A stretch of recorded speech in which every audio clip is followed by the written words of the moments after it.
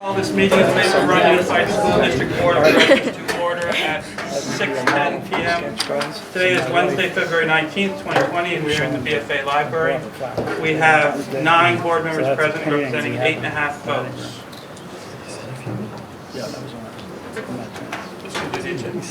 Mr. Corey. There's a perception out there, in this past week I've had several people ask me about it. We as board members really have to be very careful about not understanding that we're representing everybody, and there's a perception out there that we're not representing everybody, and that it's just, we're talking about a few. And I know we never intended that to be out there, but I just wanted to make it aware of it. It's just small, it was just a couple of people, but if that perception is there, I thought we should make ourselves aware of it. Good, thank you. I think we've done a good job of focusing on all students, but it's really good to reinforce that. Okay, next is the agenda review. Are there any changes to the agenda? Hearing none, I'd look for a motion to approve the agenda. So, Thank you, Al. Thank you, Nilda. All those in favor signify by saying aye. Aye. Opposed? Ayes have it, 8.5 to 0. Please join me for the Pledge of Allegiance. I pledge allegiance To the flag of the United States of America and to the republic for which it stands, one nation, under God, indivisible, with liberty and justice for all. So, welcome to BFA. Visitors. She tapped me, so I thought that's what Well, you stumbled a little bit, and so I just was giving you a message. Sorry, we don't get to do this that much. So. We're going to find out how bad it is. Okay, visitor section. Are there any members of the public who wish to address the board? Okay, seeing none. Mr. Kimball. Now I get to say, welcome to BFA. It's a great school, and I'm really proud to help out here for the time I'm here, serving as interim principal. Just great things going on, as you saw by our strings. I snuck in 2 presentations in one, so I've asked our robotics team and club, Mr. Shamilia, I'm not sure what our official title is of this group, but to come forward. I couldn't hear you as well. Yeah, they're moving on all strings. That's because I snuck 2 presentations in. But we call this robotics club, robotics team, engineering. We have 2 different things. Liam Rushlow is here to represent a program that we have as an independent study called Extreme Engineering, where people like himself have gone through the first level, second level, and the third level of engineering.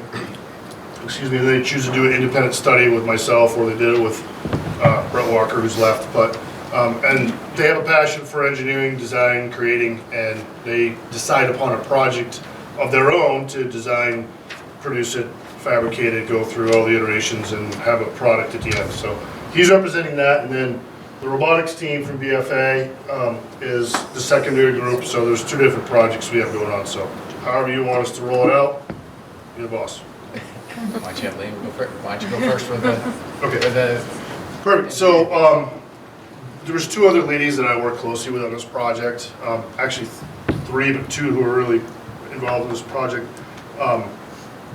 Sandra Kazavan was probably the first person, she's the OT here in the district, who approached me because I knew her through alpine skiing, and her daughters were in my class, about some of the things, the capabilities that we had with our engineering program at BFA. So we began to work on some of those smaller projects, and then Heather Blackburn and Tamara Yando, who are the PTs here in the district, who work closely with intensive needs students throughout the district, approached us about developing a project for early mobility for different students within the district. And at that time, I think there was 3 students that they were looking at to develop early mobility for. I didn't really know where early mobility went other than somebody wasn't mobile. But it became very evident that it's so much more than that. And this organization called Go Baby Go, which was created at the University of Delaware, started developing this project years ago, and the professor who came up with this concept, he says that movement can impact one's world. So I wrote a bunch of notes because the two women, one of them had to go to Alaska and one is sick and she couldn't be here, so I'm kind of filling in on their part. So Tammy Ando works for UVM and here, and she's runs the early mobility project at UVM. And the cost of early mobility for young people can be upwards of $25,000. Well, we all know $25,000 in today's healthcare market is unattainable for most without some type of program behind them. So this Go Baby Go program, you can start that anywhere. It's not a trademark name. It's a program that basically says, we're here to help young people with mobility issues. So St. Mike's actually has adopted this program, and they run it out of their makerspace. It's not part of one of their classes until this coming year. They've now put that in as a credit-bearing class. So we set Liam up with one of the gentlemen who worked closely with the mobility project with Go Baby Go through St. Mike's, and he came up here, and Liam, he was a rock star with the program because he spent countless hours, 20, 30, 40, 100 hours, I have no idea, of his own time. Like when we would have in-service days, like he'd be over in my room working, we'd be going back and forth and chatting and trying to figure stuff out, or the other gentleman would drive from, where do you come from, Hardwick? Something like that. From Hardwick on his own time, a retired engineer, and work with him. So it was quite an extensive project that we worked with. So we are working in conjunction to try to facilitate this project through Vermont State Early Mobility to create a fleet of cars statewide. So Cameron and I have been talking about creating a funding mechanism to do that. So this was not funded. The other thing I should say is this was not funded through this entity at all. We wrote a grant to the STEM initiative, the STEM Challenger Initiative in Franklin County. So we wrote Tim and I wrote a $1,000 grant to them. They sponsored the program, and that allowed Liam to buy all the product that he needed to do it. So that's the background of that, and I'll let you hook that up and talk. Yeah. So basically, at first, we were just looking at like vehicles that are relatively affordable that we could just buy. So we found this pretty cool car online. I mean, this is my dream car. When I was like 8 years old, I have to get it. So it's just your standard car. It's got like a not gas, but an electric pedal at the bottom, and you step on it, you go. It's got the steering wheel, which is just mechanical. You just turn it and it moves. So it's really just 2 wires to the motor, basically, and it's really straightforward. So the first thing that we did with it was we completely gutted it. We got rid of all the wiring and all everything, and we just started from scratch. So our goal was to make it so he could easily access a button on the front, which if you press it when it's turned on, it goes, obviously. And then we ended up installing a forward reverse switch just because everybody likes to toss their car in reverse from time to time. And we added this little potentiometer in the back. So your light dials at your house, which you can turn to dim down the lights, it's the exact same concept as that. And lastly, we put a master key, so you can shut off the car whenever you want. So it's really simple and really straightforward for basically anybody to use. And it's all laid out on the Go Baby Go Google Drive, so you can see, it's easily replicated. And then for like special modifications specifically to the kid that we did this for, we added like the headrest, and we added like some buckles on the seats just to make it more secure because he has his own issues, and we just wanted to help it with that. And that's great and everything. And like lastly, we added a smartphone app that you can hook up to it, so you can remote stop it and remote speed change it or go and everything like that. So you can kind of put some extra safety onto it. Anything else? Talked about like the iteration. All right. So at first, we're like, so everybody's like, or it's been a thing around, and we didn't want to reinvent the wheel. So one of the mounts that we had to put into the vehicle to mount the saber tooth, which is like the brain of the entire thing, was just online. So we're like, oh, we'll just print it off real quick and just pop this bad baby right on top. So we got them online and we printed it, and it's significantly larger than this little piece. Like this is supposed to just rest on top. This is supposed to fit in there nicely. It doesn't really work, but I don't know. It just shows like trial and error. And so I ended up creating this all online, 3D designing it. So I created my own version of this mount, which is currently in the car and a little bit hard to take out. And I mean, I 3D designed this and this. I welded all of this. And these are just all things that I learned in Smula's engineering classes. Awesome. Has someone used it? Yes, there's a kid at City School who's currently using it. I think he's in preschool, pre-K. His name's Owen. I wasn't sure if I was supposed to say it. Oh, that's a car, so it's It has it on the train. Yeah. Owen's ride. So Liam, you know, you've learned these skills throughout the years, right, doing this class, but how, can you talk about the meaningfulness behind it, knowing that it was going to go to Owen and how it was going to, you know, make him smile and what it was going to do for him? No, yeah. How that impacted your work? Sure. So, yeah, so I'm just flat out, I'm not great at being motivated and doing my homework and everything along those lines, so I'm not a great student.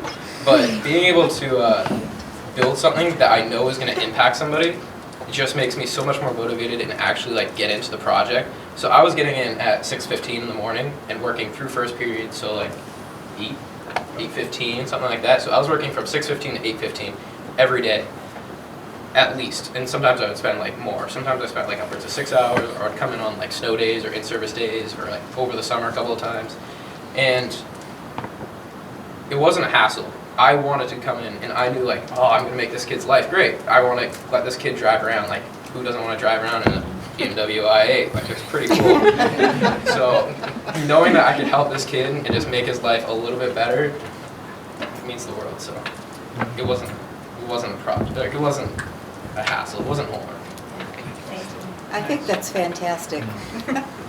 Thank you. If I could, as Owen gets older and grows, are the mechanics in this transferable to a slightly larger model, or what's the next step for Owen then? So our brainstorming with some of the older like people who's actually going to hold on to this, because I'm taking off next year. Yeah. This is Owen's ride currently, and the idea is the next kid in the school system who needs it will get this car, Right. and we'll build a different car for Owen or another student, and they progress from car to car, because he's learning specific skills in this car right now. Yeah. And then once he learns those skills, you can build up the base kind of. So he could perhaps even make modifications or suggestions. So Yeah. working with someone else again next year or in subsequent years. So. Yeah, the idea was, so the next one we're gonna start, so this one is just forward, like just go, so like cause and effect that he's learning Yeah. with this button. So the next was like cause and effect, like maybe turning or something along those lines, just more help build his level, like his understanding and ability, so he could eventually get up to like a wheelchair, like a motor control wheelchair or Okay. something like that in the future. That is the next part of the plan, is we went down last week to meet with the people down there. And he's progressed so quickly with this vehicle that they're like, we need the other one now. So now we're developing one with a detachable joystick, so it can be moved to either side of the vehicle for any user. Any student. Yeah. And then it's just one joystick that controls all the mobility. So that's the next iteration Liam might start working on if he has time. Well, good job. Thank you. So I have a question. Did you take some sort of a course in welding, so you have a certification, or do you do it under the direction of Mr. Simon? Oh, we just kind of winged it, we just learned on the line. I mean, I guess he kind of That's something you can do, when you're in college. Oh yeah, for sure. I mean, I want to pursue engineering in college, Yeah. and if I know how to weld, that puts me a step farther into the field. So it's I have a big. grandson who's doing that at UNH, so that's why I know about it. Yeah. Thank you. Thank you. Thank you.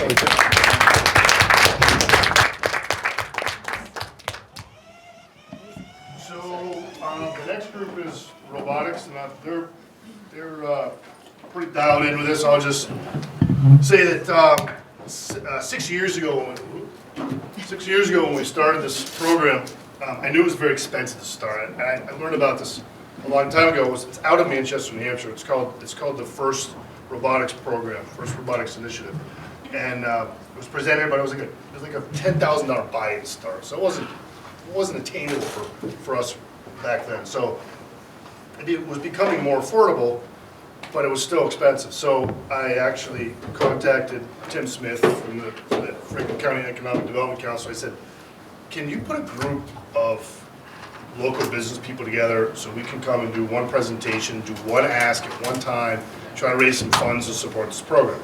And he was absolutely more than willing to help out, of course, and he did. And we went and we raised like $10,000 in 2 hours through the stewardship of the group. It was a different group of students, but still, it helps to support this.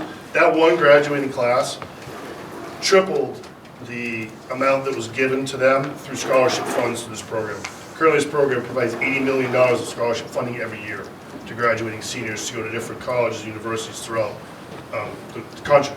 So we continue to fundraise and raise money through the SCI grant or through other different organizations who either know me throughout the years or know about this organization and just want to fund it. So it's pretty cool. It's self-sustaining, and every year we get more students to come in, and we throw it out there and we ask for them to come in. And the cool thing now is like other teachers have learned about it in school, and they'll swing in and see how the students are working and kind of get to know them, ask about what the task is. It's a different task every year, so it's fun for me to run this. Brett and I ran it together, and now I'm running it. So if anybody else wants to step up and help out, there's plenty of room. So I'll let these guys explain what they do and what the project was this year. So, my name's David Weinstein, and accompanying me tonight are Xander Hebert, you've seen Liam Rushlow, and of the sophomores in our group, we've got Yakina Benjamin and Kaya. And we are part of the robotics team. Our project is to build a robot. It's kind of in the name. And what we do is we build a robot within the specifications provided by the FIRST organization to compete in the FIRST Tech Challenge, which is a military-sponsored STEM competition. My job in this whole bonanza is I am the programmer. I am the person who makes the stuff that runs on the robot. And so I'm going to talk to you a bit tonight about my experiences, and then we'll pass the torch on to other students. I found that the robotics team helped me a lot. I've been in it since either freshman or sophomore year, I honestly can't remember. But throughout my time in the robotics team, I've found that I'm just having a blast the whole time. I had some very influential seniors and juniors in my life when I was a sophomore, and that allowed me to spend more time with them and work with them together on a project that allowed me to become closer with them than I think I ever could otherwise. I think that even as a senior, I can see the mirror of that in some of the sophomore students we have with us today. And that it allows us to spend time with each other working on a project together, and it creates a link between people that you don't often get. As to what exactly we do, again, we make a robot. We do all the pieces of building a robot. We start from scratch. We do design. We do mechanical. We do electrical. We do programming. We document our work. We have a binder for that. We have dedicated people into all of those areas, and then we go out and compete. And it's, again, a great experience. Yeah.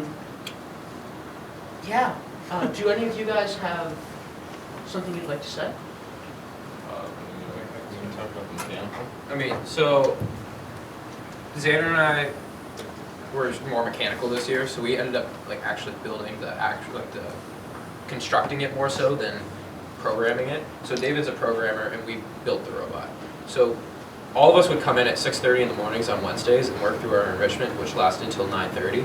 So we had a good 3-hour chunk once a week that we would work on it, and you guys started working on it after school on Mondays. So we invested our outside of school time, and I guess a little bit of inside school, into working on the robot. And I mean, it's a lot of fun. We started, once again, like David said, from absolutely nothing. So we come in, we watch a video with the tech challenge this year of like what we're supposed to do. So this year we were supposed to pick up blocks and stack them. There was a couple of other like nuanced things in it, but that was the main objective, I guess. So we came in, we saw the video, and we just sat down. We got like a big piece of paper, just rolled it out all over the table, and we're like, all right, how are we gonna do this? So we were like, oh, we're gonna have to pick up the block somehow because that's the goal. So we started by designing a grabber and a lifter, and so this was probably like our second or third iteration of actually designing it. Yep. So there's two main ways you can make this mechanism, the thing that makes it go up and down. And one is linear; it just goes straight up and down, and usually use pulleys. But we decided to go with some gears, which make it rotate angular. Because we have really bad luck with pulleys slipping off. So yeah, we decided to go with this. We originally had it planned so that the actual grabber on the end there, which is going in and out, was also going to be angular. But since we could hook a gear up to a gear strip on the bottom of it here, it made it really easy to just do a linear one, and it makes grabbing from a bunch of different lengths a lot easier, whereas angular you kind of have to calculate it out and plan for it. You So we're new. I've never known anything to do with engineering. I just said I wanted to join a club and they told me to join, so I did. I did a lot of organizational stuff. Like with our binder, I wrote in that every day the best I could without knowing too much of the technical terms. But I mostly observed what they did, and I got to see how they problem solved in ways where I never would do that in a normal everyday class. So thought that was fun. I did similar stuff. Let's work on the binder. You can kind of, That was mine. yeah, that was her thing. I learned a bunch about the pieces that are on there. They're called Tetrix pieces. And my friend and I built the back wall that's on that. And they tried to teach us how to do SolidWorks, but go with that progress. Still learning how. SolidWorks is a program that we use to make 3D printed pieces. like I used on the car and stuff. Like used on the car.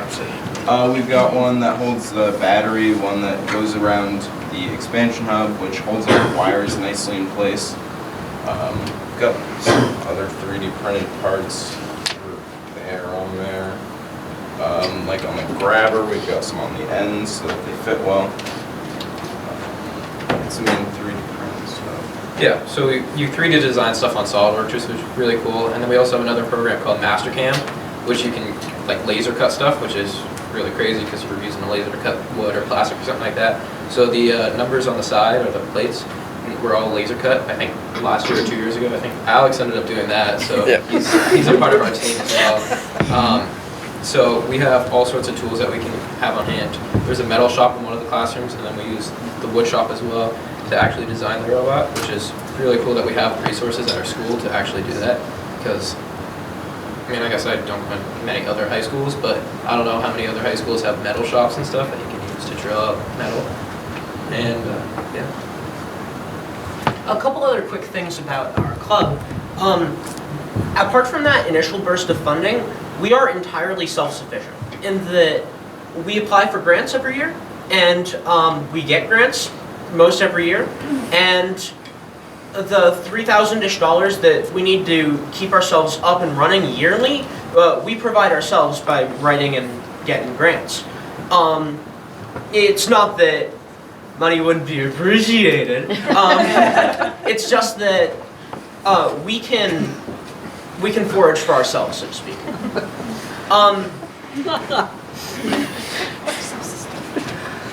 Tell them about the competition in like 15 seconds. Yeah. All right. So it's like a national competition. It's like the FTC first tech challenge. So it's everybody goes to it. So there's one in Vermont, and there's ones all over the place that you can go to, and they're not all at the same time. There's multiple throughout the year. We just happened to just go to one last Saturday, I would say, right? And it's really cool. So you go against other teams, obviously all from Vermont, but we're going against like Connecticut teams, Massachusetts teams, and just bigger teams that have a lot more funding, which can kind of show like how our $3,000 robot fares against a $15,000 robot, which we held up pretty well, I would say, but it's very different.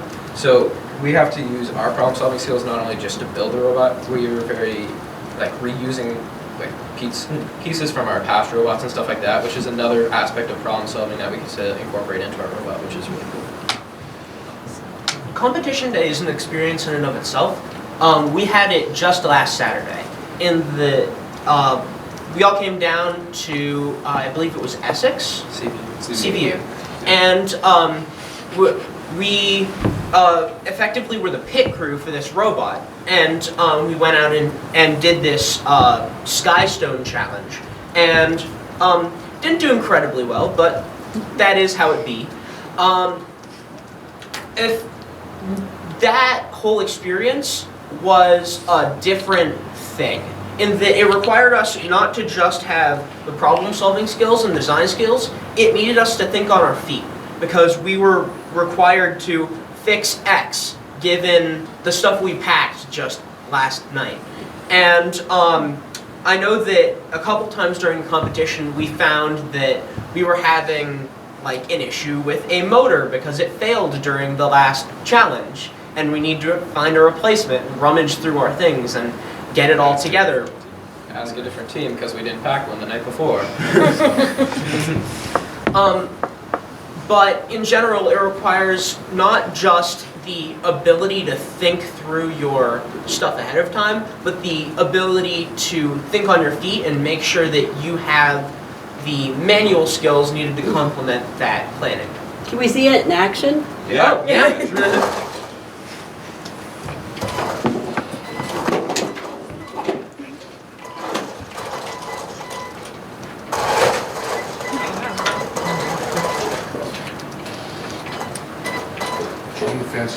So it might look a little, weird right now. So I'm just going to monologue over it and explain what it's doing. So this robot's got a variety of functions. It's got just straight driving from the motors. Because of this specific type of wheels, it also allows us to strafe from side to side by running the front wheels forward and the back wheels backward. It allows us to move from side to side, which allows that extra bit of maneuverability in a cramped arena. We've got the grabber, which goes in and out linearly, as Andrew said. And and the lifter, which moves angularly, also goes in and out. Not the best, but it's something. Kind of my fault. But it accomplished most of the tasks that we needed.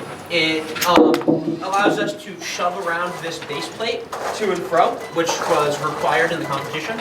It allowed us to move the blocks on top of the base plate, which was also needed in the competition. And I don't know if we have it with us, but it required us to create a custom Skystone, which they wanted on top of the tower. And so it also allowed us to grab and move the Skystone. Not with this motor though, because it's weak and flimsy and from a different team. Oh no, this is our. Oh. Yeah. Oh, it's just it's still grabs. When we open it up, if there's a question. Yeah. So Were you guys both controlling that little Oh, action? not right now. I'm No, just he's just it holding this Oh, because okay. sometimes the we wire take isn't it, very. the wire comes on loose. we do have two controllers though. We can control it with two people using minor alterations.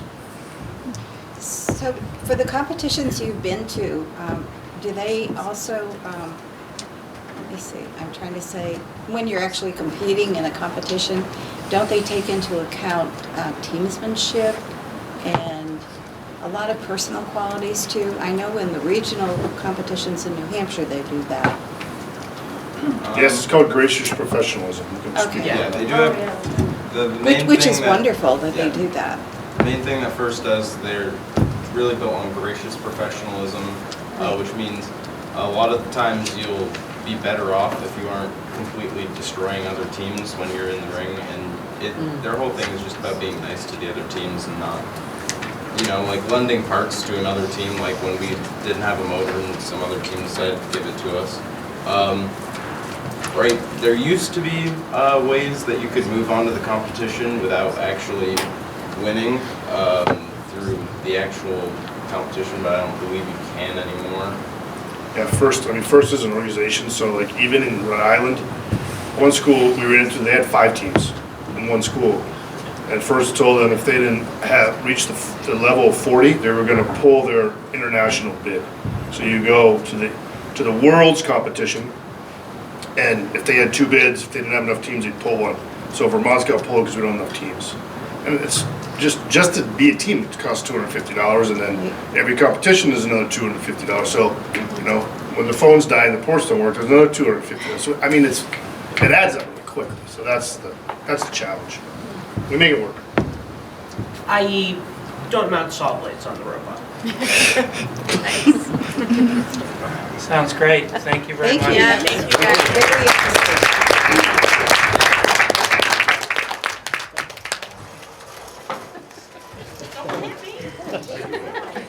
He'll hit you if he wants to.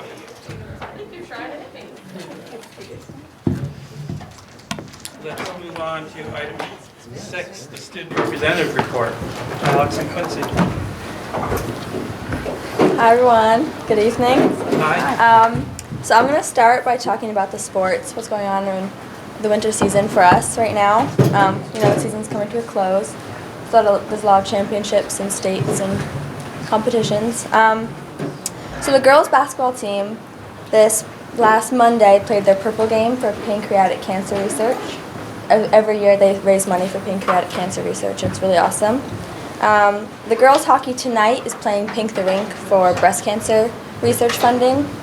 And then Nordic skiing is starting their first day. There's 2 states for Nordic skiing. If you don't know, there's the States and Classic. So the first race, I think it's States, Joanna would probably know. Yeah, tomorrow morning. They're leaving at 6:30 from school, so really early. And then, for Mr. Campbell's class, I wanted to talk about this. Many of you came, which thank you for coming. Mr. Campbell's classes put on a U.S. history play about what it means to be an American. It was a short play. We did it during enrichment, and several of his classes participated in acting, research, design, like the videos and music. And one of the violinists, Mackenzie, she also played an instrument in the background. It was really cool. So I wanted to share that fact. You guys could probably say how you thought it went, but I know Mr. Kimball liked it. Yeah, you guys did great. Thank you. And then Hope Happens Here, it's a newer organization here for mental health awareness, is instituting every Monday a raffle for free ice cream or free food that also accompanies a weekly announcement about mental health awareness. So we have, the purple, yellow shirts we wear, mental health.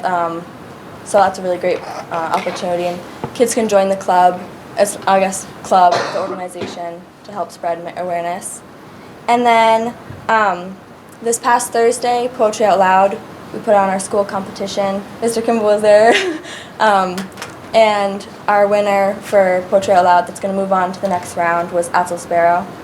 So that's all I have to say. All right, so I'll also start off with a couple sports. Alpine skiing is having a great season. It's coming to a close soon, but they've done really well so far. This was a while ago, but Matilda was a massive success. They sold out 3 of their 4 shows, which is incredible. It was a really good show. Special Olympics participated in the Penguin Plunge. They've been doing a lot of great fundraising, a lot of good stuff going on there. The Youth Athletes program has just started up. It's kind of like a Special Olympics for younger kids. We pair teenage coaches from the school with younger athletes of all ability levels. And they just work together and have fun, learn some skills and some teamwork. And it's a really good program. One Act is currently preparing for their competition, which is coming up. The one act they're putting on is called the 12 Angry Jurors. It's based on the 12 Angry Men. I think it was a short film. and the Clash of the Classes, which was formerly known as Junior Jam, is coming up soon. Students are very excited for it. Also, there's been a lot of great student involvement in the community with the process of helping find a new principal and communicating about transcript revisions. A few students also traveled to the Vermont State House to testify about their experience with proficiency-based learning. And that was a great experience to be involved in state legislative action. I can speak personally to that. I went. It was a really good opportunity to have our voice heard. And I'm not sure, I think this might be my last meeting, so if it is, it's been an honor to serve on the board, and I leave you in great hands with Quincy. Thank you. Thank you very much.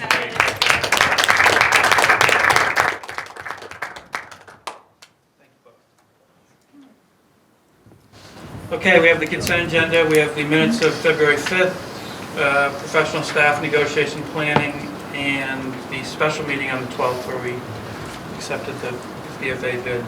Does anybody have any of these items that they want to remove for additional comment?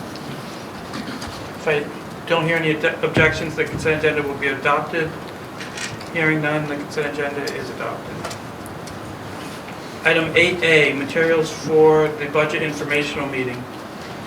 So, go ahead. Do you have something quick? Real quick. Go ahead. I was just going to say, I gave them to Brenda, she attached them to the agenda. The only thing that I just wanted to check with is there were 3 slides that I pulled out and put in the back because it was recommended by Kevin that we didn't need those slides. Yep. And if you agree with that, I will remove them from the presentation. I just didn't want to completely delete them until I agree. it was... So you could just hide them, and then if we needed to show them, we can show them. Okay, other than that, I think So I looks would okay? say, because we're Yes. close on time here, if nobody has comments, we have something to, if nobody has any comments about this, we'll just move on to the next item. Yeah. I think it looked pretty good, all the information's been updated, it's exactly what we discussed last time. Exactly. Okay, thank you. Item 8B, rescind policy D02, grade advancement. I'd look for a motion to rescind it. So moved. Second? Thank you, Al. Thank you, Joe. Got me in there somewhere. So this one, we warned it last time. There's been no feedback. Any further comment about it? Okay, all those in favor of rescinding policy D02 signify by saying aye. Aye. Opposed? The ayes have it, 9-0. Item 9A, MRUSD and Collins Curley audits. I'd look for a motion to accept the MRUSD and Collins Curley audits. So moved. Thank you, Al. Second? Thank you, Steve. Any discussion? I don't believe there was any findings that were made. No. We had 2 pretty clean audits. If there's any questions, it was attached to the agenda, both of them. If you have any questions, you can always reach out to me after or a later date. Thank you. Anybody? Okay. All those in favor of accepting the MRUSD and Collins Curley audits, please signify by saying aye. Aye. Opposed? Plus, I have some extra bound copies if anybody wants one for their Of library. course. Thank you. Like reading. Coffee table material. Yep. 9-0. Item 9B, the side letter to be added to the, about the ESP contract, I guess I should say. Who's got that? I've got a copy of it too. Who's going to talk about it? If you'd like. Yep, that'd be great. Okay. This is a side letter where I think when Alexis talked to you about the different positions that were created for behavior support, we're creating a behavior consultant. And since it's a non-licensed position, we agreed with the association for it to be part of our ESP contract. And this is a side letter for it to become part of that.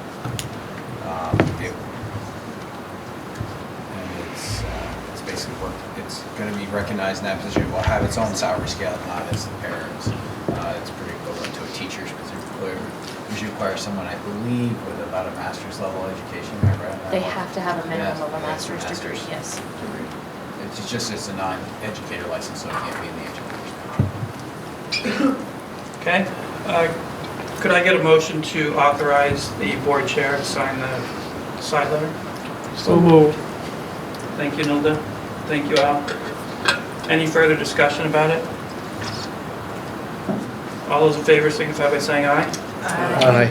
Opposed? 9-0. Warrants. Move that the warrants be approved as printed. Thank you, Al. Thank you, Nilda.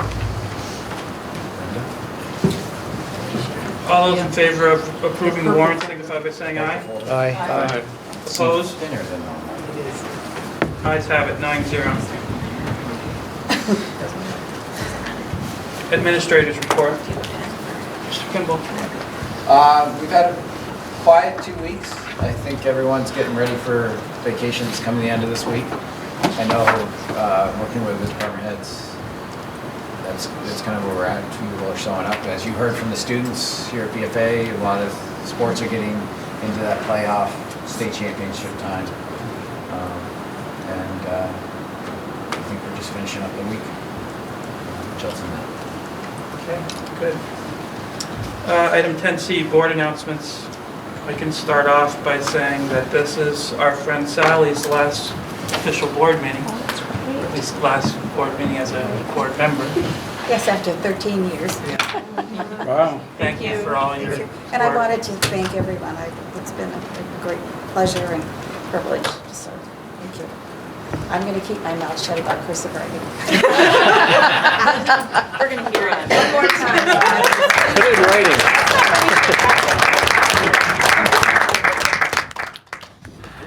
I'll take that on. Baton passed. Anybody else have an announcement? I wanted to say that Poetry Out Loud was fantastic. Quincy, you did a great job, and I was especially proud of like the freshmen who really stepped up, and I think some of them were out of their comfort zone, and so it was pretty amazing. So it has a good future too. So yeah. Okay, item 10D is a student expulsion hearing, and we're going to move that into executive session as per 1 VSA 313A7, something dealing with the academic records or suspension or discipline of students, and we do not need a finding for that. Agenda items for future meetings. Figure that out. Item 12, executive session. I would look for a motion to go into executive session per 1 VSA 313A7 for, So moved. thank you, Al, for a student expulsion hearing.